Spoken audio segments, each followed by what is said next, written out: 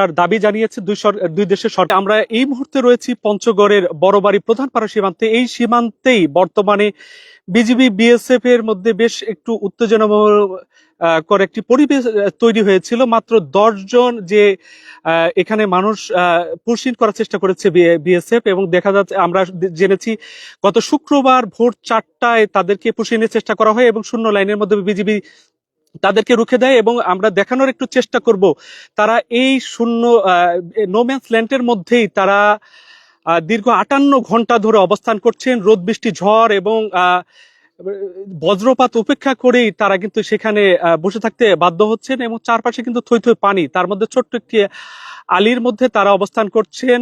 10 জনের মধ্যে 5 জন পুরুষ, 3 জন শিশু, 2 জন নারী রয়েছে।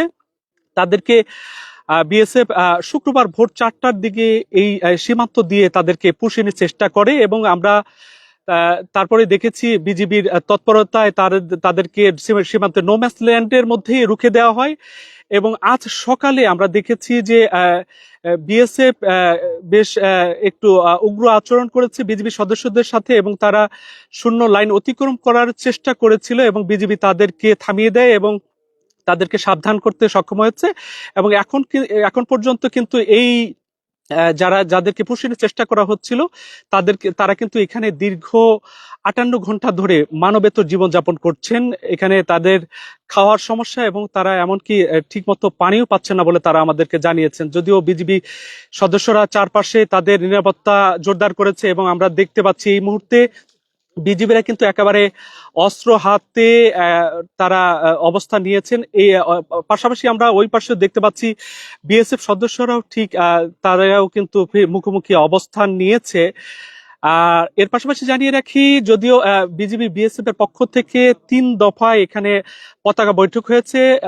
প্রথমে বিওপি পর্যায়ে, পরে কোম্পানি কমান্ডার পর্যায়ে, এবং পরে ব্যাটালিয়ন কমান্ডার পর্যায়ে পতাকা বৈঠক অনুষ্ঠিত হয়েছে। এবং পতাকা বৈঠকে বিজিবি সাফ জানিয়ে দিয়েছে যে অবৈধভাবে পুশিন করে যাদেরকে বাংলাদেশে পাঠানোর চেষ্টা করা হচ্ছে তাদেরকে তারা কোনোভাবে গ্রহণ করবেন না। যদিও তারা বাংলাদেশের নাগরিক হয়ে থাকে, তবে তাদেরকে প্রপার ওয়েতে আইনি প্রক্রিয়ায় 2 রাষ্ট্রের নীতি নির্ধারক পর্যায়ে থেকে তাদেরকে ফেরত পাঠানোর তারা দাবি জানিয়েছেন, এবং বিএসএফ তাদেরকে নিতে অস্বীকৃতি জানিয়েছে। এবং সর্বশেষ মিটিং এ তারা বলেছে যে তারা তাদের ঊর্ধ্বতন কর্তৃপক্ষের সাথে কথা বলে এই বিষয়ে সিদ্ধান্ত নেবে। তবে এখন পর্যন্ত কোনো সিদ্ধান্ত না আসায় এই মানুষগুলো কিন্তু খুবই মানবেতর জীবনযাপন করছে। এখানে 3 জন শিশু রয়েছে, তাদের কিন্তু খুবই কষ্টের মধ্যে আছে। এই শিশুদেরকে আমরা দেখেছি এখানে তাদের কোনো থাকা খাওয়ার কোনো ব্যবস্থা নেই। তারা কিন্তু খোলা মাঠের মধ্যে অবস্থান করছে প্রায় 3 দিন ধরে, চরম মানবেতর জীবন যাপন করছে। এবং তারা দাবি করেছেন তারা যে দেশের পক্ষ থেকে হোক না কেন তাদের জন্য দ্রুত বিষয়টি সমাধান করা হয়। পাশাপাশি বিজিবির কর্মকর্তাদের সাথে আমরা কথা বলেছি, তারাও এই বিষয়ে প্রত্যেকটি সীমান্তে তারা নিরাপত্তা জোরদার করেছে। এবং স্থানীয়রা আমাদেরকে বলছেন যে সীমান্তের ওপারে বিএসএফ কিন্তু আরো পুশিং করার জন্য মানুষজন সীমান্ত এলাকায় নিয়ে এসে রেখেছেন বলে তারা আমাদেরকে জানিয়েছেন। এবং স্থানীয়রা কিন্তু বেশ আতঙ্কিত, এবং তারা বলছেন যে মাঝে মাঝে সুযোগ পেলেই রাতের আধারে বিএসএফ এভাবে করেই আসলে বাংলাদেশে মানুষজন পুশিন করে থাকে, এবং তারা এর কড়া প্রতিবাদ জানাচ্ছেন। এবং তারাও দাবি করছেন যে তারা সীমান্তের আসলে শান্তিপূর্ণ একটা অবস্থান তারা নিশ্চিত করার দাবি জানিয়েছে দুই দেশের সরকারের প্রতি।